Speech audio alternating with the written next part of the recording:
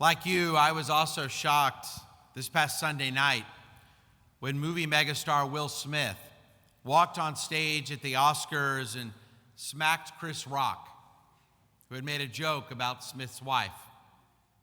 Now, in some ways, it may be the best thing for the Oscars. As you may know, the ratings for the Oscars have been very low over the last several years. And now, rabbis throughout the country are giving their first sermons about the Oscars. Now, what happened this past Sunday night was clearly not okay. And I know this would never happen, but if I could sit in a room with Chris Rock and Will Smith as the rabbi, here's what I would teach each of them. Chris and Will, I love you both. You make me laugh and you've captivated me over the years. You're some of my favorite comedians and actors. But let's look at this week's Torah portion, Tazria. Now, if I still had them in the room, I would then continue. We read in our Torah portion this week that a person with a skin condition called tazarat, loosely translated as leprosy, was considered impure and would be sent to live outside of the main camp until a Kohen, a priest, declared him pure again. The rabbis of our tradition explain that this was more than just an outer skin condition. The tazarat was a symptom of something deeper, God's way of alerting a person that inner work needed to be done. And while in isolation, the person was to examine his or her behavior. So I would tell Chris, pay attention to this point. In particular, the person with the skin infection was to examine his speech and to work to eliminate the trait of speaking what's called lashon hara, derogatory or damaging speech about another person. Once the afflicted individual's speech was corrected, the tazarat, the skin condition, would disappear, and the Kohen would declare him ready to immerse in the purifying waters of the mikveh, the ritual bath, and then he could rejoin the community. Why such a severe action for someone who spoke badly about someone else? My colleague Moshe Weinblum offers the following. It's because the Jewish tradition has always been clear. The faculty of speech is the channel through which we bring our inner thoughts to the outside world. Words are like arrows, and once they're released, they can't be recalled, and the harm they do cannot always be predicted. For words, like arrows, often go astray. Consciously choosing to use positive speech has a beneficial effect on us and enhances our interpersonal relationships. And of course, the opposite is true with negative speech. Now, Chris, I would say, I know you're a comedian, and a really good one. But remember, the Jewish tradition is very clear. As the Vilna Gaon, the great 18th century biblical commentator, said, proper speech is the single most factor in determining our portion in the world to come. And the great Chafetz Chaim taught that adherence to the laws of proper speech empowers our prayer, validates our learning, and invokes God's blessings and divine protection. On Passover, we Jews are scrupulous about what we put into our mouths, but the Jewish tradition says even more each and every day of the year can we be vigilant about what comes out of our mouths. I would then turn to Will Smith to give him some advice, because I have a lot more advice to give him than Chris Rock. Yes, I would say, Will, Chris was wrong to make a joke about your wife's hair condition. Chris is usually pretty funny, and I agree it wasn't one of his best jokes. But Will, you have some serious anger issues, and I'm concerned, and that I hope he wouldn't slap me.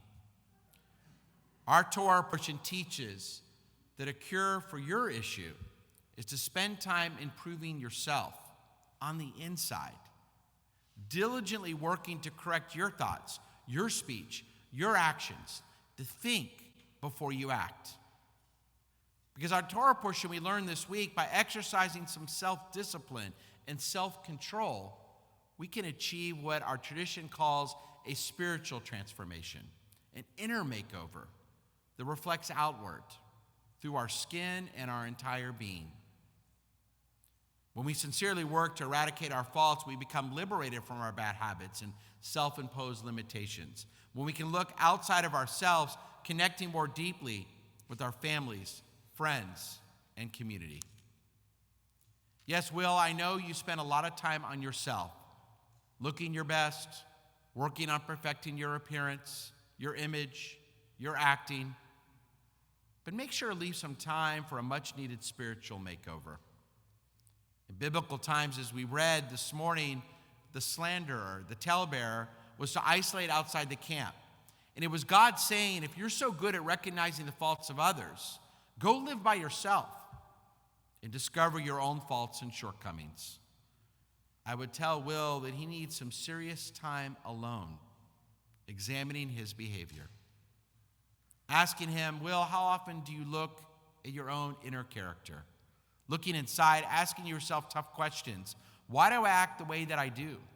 Do I act impulsively? Do I take actions I later regret? Do I think I'm above the normal rules of society? Sometimes, Will, I find that we are more in touch with ourselves when we spend the needed time alone to make that spiritual makeover.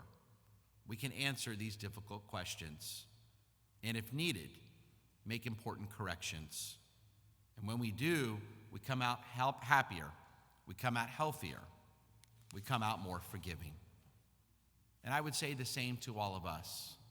When life gets stressful, when we feel under pressure, under assault, before we do something we may regret, can we also take time for ourselves?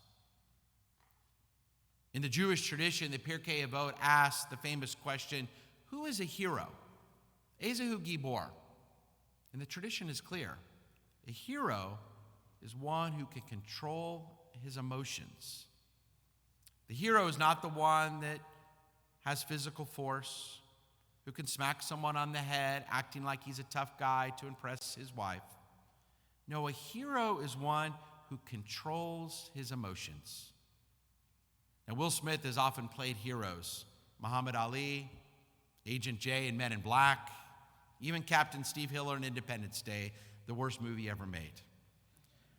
But he was no hero on Sunday night. He definitely did not control his emotions. My friends, as Passover approaches, it's fitting that we all consider how we might improve ourselves. Preparing for the Festival of Freedom, of course, involves cleaning out every crumb of chametz, leavened bread, in our homes, in our cars, in our offices. It's physically getting rid of the chametz.